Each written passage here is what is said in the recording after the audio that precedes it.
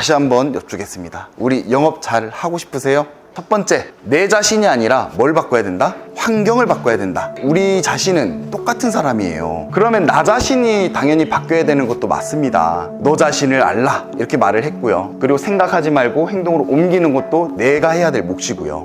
그러나 지금 제가 말씀드리는 부분은 당연히 그것은 내가 노력을 해야 되는 게 맞고, 결론적으로는 환경을 내가 바꾸지 않으면 나 자신은 바뀌어지지가 않는다, 바뀌기가 어렵다라는 부분입니다. 그렇기 때문에 내가 속해 있는 이 환경이 얼마나 중요한지 우리 부산지점들은 충분히 그 부분을 공감할 거라고 생각을 합니다. 자, 두 번째는 세일즈 마케팅입니다. 세일즈라는 단어는 무슨 뜻일까요? 내가 파는 행위를 말하는 겁니다. 마케팅은요, 내가 판매하는 그 물건을 뭐 하는 역할이에요?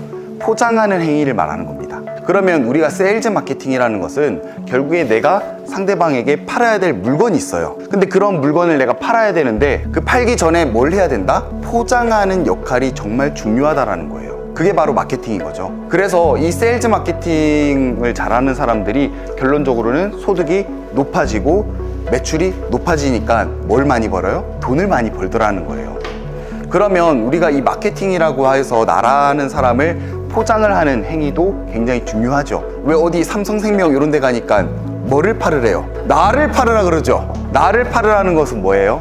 나 자신이 브랜드화가 되어야 된다라는 거거든요. 그럼 나 자신이 브랜드화가 되기 위해서는 나라는 모습이 내가 보는 시간이 많을까요? 아니면 상대방이 나를 바라보는 시간이 많을까요? 누가 나를 많이 봐요? 상대방이 나를 많이 봐요. 여기 계신 분들은 충분히 지금 잘하고 계시겠지만 화장하는 모습들, 내가 머리를 세팅하는 모습들, 그리고 내가 입는 이런 옷차림들도 결국엔 내 만족이 아니라 누군가를 만족을 시켜줘야 돼요. 나를 바라보는 상대방, 즉 우리는 고객님들을 만족을 시킬 수가 있어야 됩니다. 그래서 내 모습만 보고도, 내 음성을 듣고도, 내가 하는 제스처만 보더라도 신뢰가 될 수 있게끔 나라는 사람을 뭘 할 수 있어야 돼요?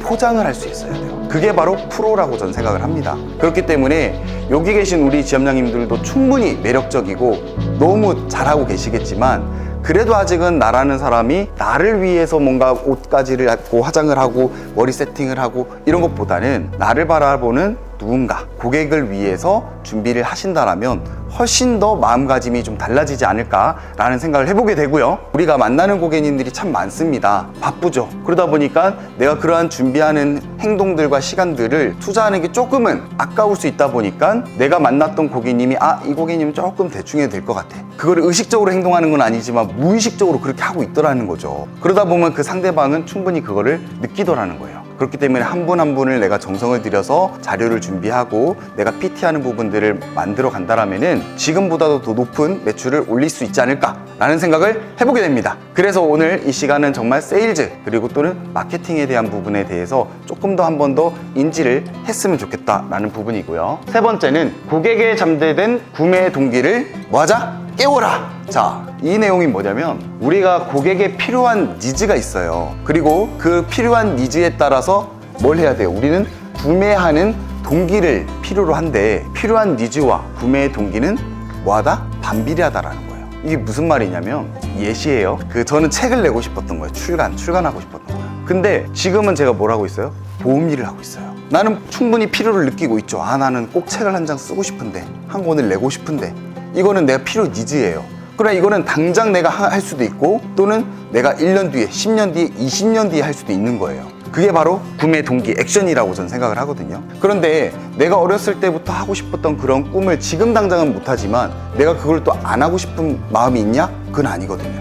항상 그 꿈을 뭐 하고 있다? 갖고 있는 게 바로 필요 니즈인 거예요. 그럼 고객님들도 마찬가지죠. 보험이라는 부분을 나는 준비를 하고 싶어요. 암보험도 준비하고 싶고요, 혈관보험도 준비하고 싶고요, 요즘은 무릎팍 보험도 준비하고 싶고요, 간병인 보험도 준비하고 싶고요. 정말 필요한 보험들이 너무너무 많기 때문에 그러한 부분들을 다 고객님은 뭘 하고 싶은 거예요?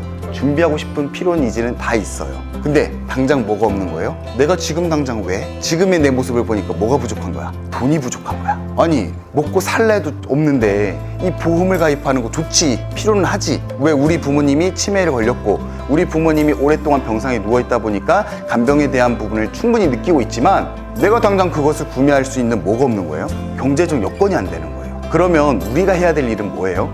그 필요한 니즈를 불러일으켜서 동기를 막 심어줘서 뭐 할 수 있게끔, 구매할 수 있는 행위를 할 수 있게끔 하는 것이 우리의 역할이라고 저는 생각을 합니다. 맞죠? 그래서 한번 읽어볼까요? 시작! 우리는 상품을 판매할 때 상품이 아닌 누구를 바라보라?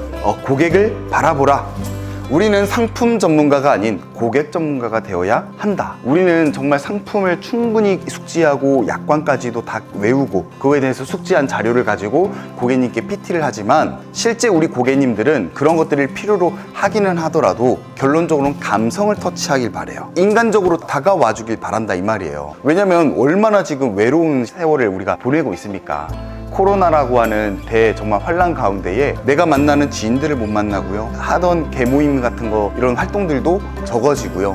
그러다 보니까 주변 사람들을 만나는 그런 시간들이 점점 줄어들 수밖에 없고 많은 사람들이 결국에는 이기적으로 가다 보니까 결국엔 내 밥그릇 막 가지고 막 이기적으로 싸우고 그러잖아요. 그런 가운데 우리 같은 보험 전문가들이 방문을 했을 때 당신의 필요한 그러한 니즈를 충족시킬 수 있는 자료, 지식 이런 것들을 충분히 전달할 수 있는데 그 사람이 듣기에는 뭐 할 수 있어요? 차가울 수가 있어요. 그러다 보니까 실컷 설명 다 듣고 누구한테 가요?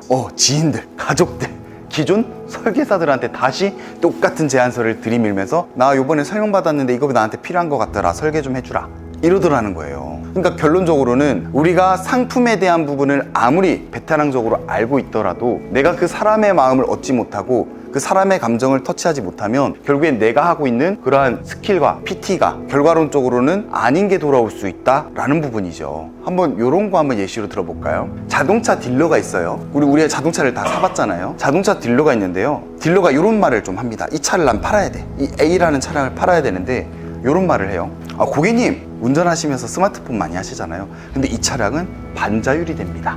그렇기 때문에 고객님께서 스마트폰을 많이 만지시더라도 안전을 좀 보장할 수가 있습니다. 안전에 뭐 도움을 드릴 수가 있습니다. 라고 하는 사원이 있고요. 두 번째, 고객님은 절대 그러지 않으시겠지만 우리 이 자동차를 구매하는 고객님은요, 운전 중에도 회의와 그리고 각종 전화들을 많이 받다 보니까 이러한 반자율의 기능을 통하여서 굉장히 도움을 많이 받으시더라고요. 어떻게 보면 내용은 일맥상통한 똑같은 내용이죠. 근데 고객님이 느낄 때는 첫 번째 말이 와닿을까요? 아니면 두 번째 말이 좀 와닿을까요? 왜요? 고객님도 똑같다는 거예요. 모든 사람들은 도덕적으로 나는 착하고 싶고요, 좋은 사람으로 평가받고 싶고요, 모든 사람에게 사랑받고 싶어 하는 것이 우리가 만나는 고객님들의 특성입니다. 그렇기 때문에 운전 중에 스마트폰 많이 하시잖아요 라고 하는 것 자체는 이미 교통법규를 어기고 있는 거잖아. 그런 거를 너무 당연시하게 직관적으로 얘기를 하는 거죠. 근데 두 번째는 당연히 모든 사람들이 교통법규를 어기고 있지만 고객님은 그러시지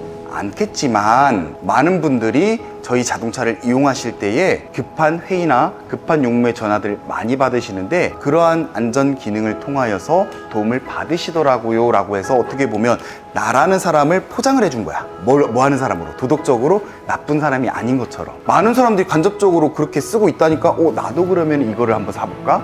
나도 전화 많이 받는데. 그러니까 어떻게 보면 첫 번째 사원보다는 두 번째 사원의 그 말에 더 힘이 있다라는 거죠. 그런 것처럼 우리도 영업을 할 때에 직설적인 화법을 통하여서 고객님께 제안하는 방법도 물론 좋을 수는 있겠지만은 방금 두 번째 사원이 말을 했던 것처럼 간접 화법으로 치매를 둔 부모님이 있습니다. 고객님은 그러시지 않겠지만 그런 치매된 부모를 그냥 방치하는 경우가 너무 많아요. 그러나 어떤 사람이 자기 부모를 병상에 그냥 내버려 두는 사람이 있겠습니까? 결론적으로는 이러한 치매보험과 간병보험을 준비함으로써 그러한 부분의 리스크를 해치할 수 있으니 나 또한 우리 부모님께 최선을 다한 것이고 우리 부모님 또한 자녀에게 민폐 끼치지 않고 그러한 부분으로 의료 도움을 받으니 얼마나 좋겠어요?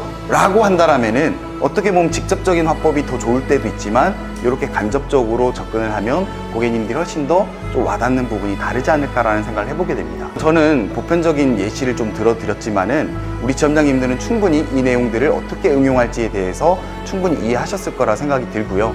분명히 현장에서도 한번 이렇게 화법을 활용하셔서 우리가 만나는 고객님들에게 조금 더 좋은 상품으로 제안을 해드렸으면 좋겠습니다. 우리는 상품 전문가가 아니라 이제는 어떤 전문가가 돼야 된다?